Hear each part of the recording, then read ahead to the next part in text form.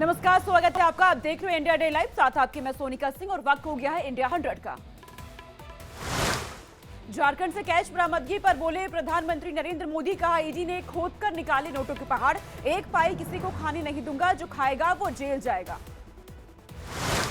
रांची छापेमारी पर अमित शाह ने कांग्रेस को घेरा, कहा झारखंड में कांग्रेस सांसद के घर मिले 20 करोड़, जिन लोगों ने पैसा लूटा उन्हें जेल जाना होगा।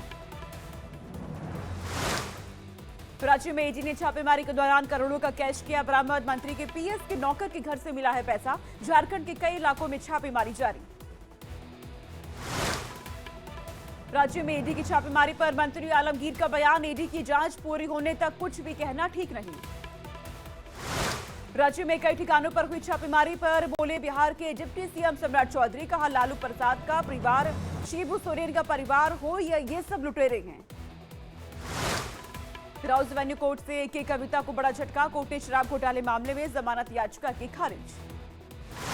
कल 12 राज्यों की 94 सीटों पर होगा मतदान, 1351 प्रत्याशियों की होगी अग्नि परीक्षा।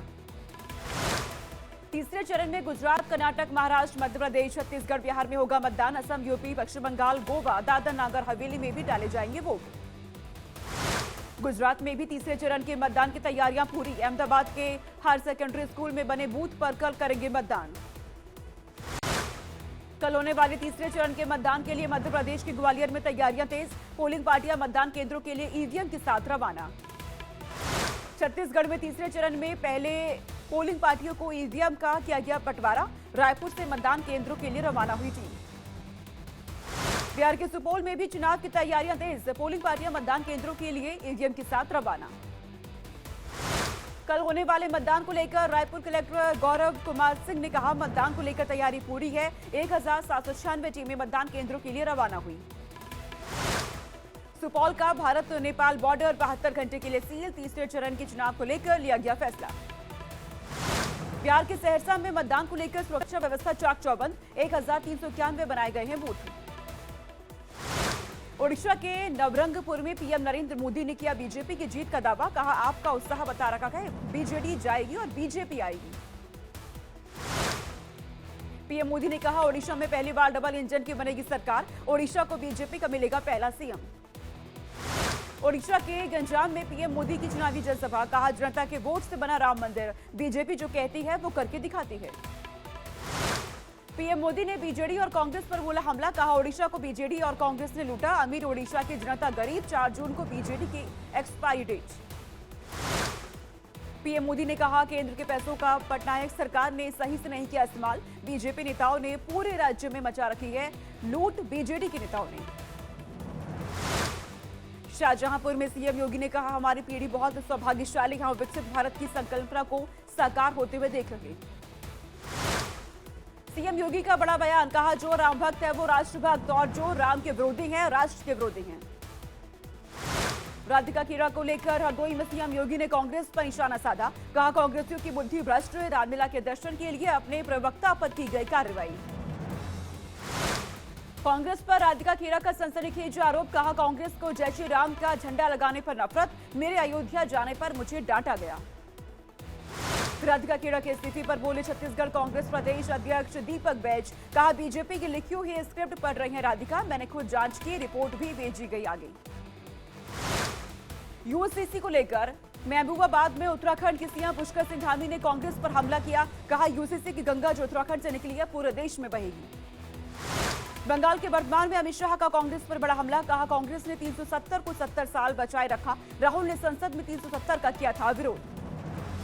पश्चिम बंगाल में नदिया में अमित शाह ने किया शक्ति प्रदर्शन, कृष्णानगर में चुनावी रोड पर किया है रोड शो।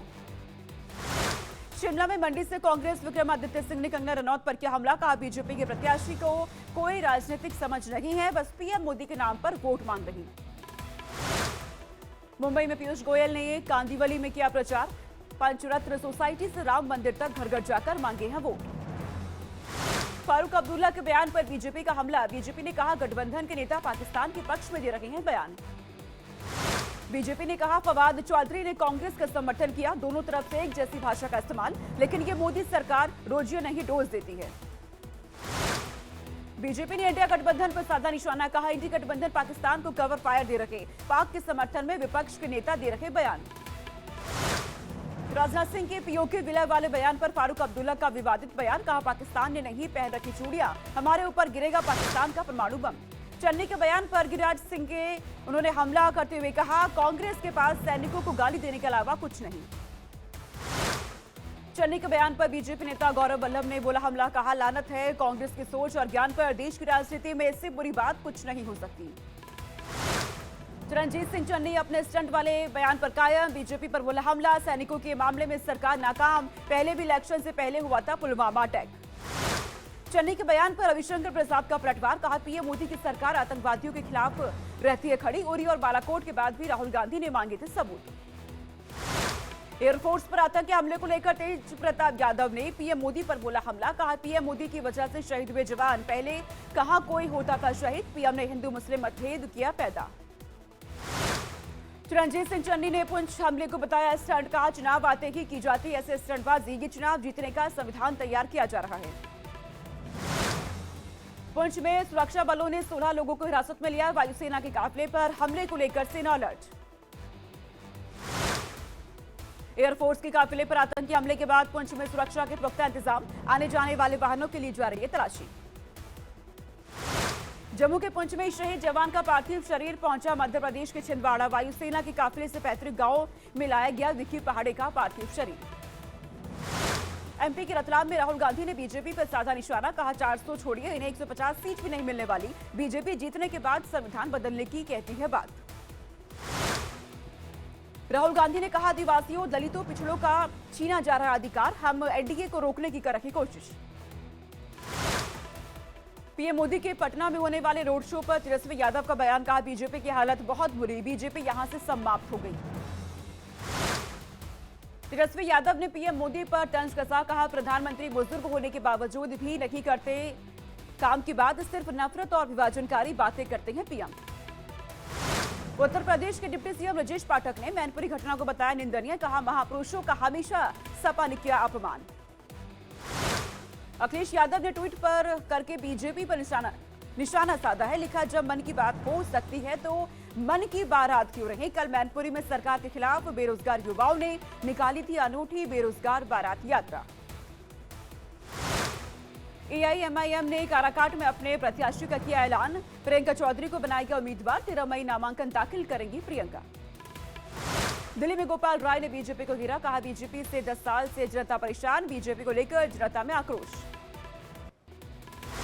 उत्तर पूर्वी दिल्ली सीट से कांग्रेस उम्मीदवार कन्हैया कुमार ने नामांकन किया दाखिल। बीजेपी उम्मीदवार मनोज तिवारी को देंगे चुनौती। कन्नौज के गौरीशंकर मंदिर में अखिलेश यादव ने पूजा अर्चना की। मंत्रोच्चारण के साथ भोलेनाथ की आराधना कर चुनाव में जीत का लिया आशीर्वाद।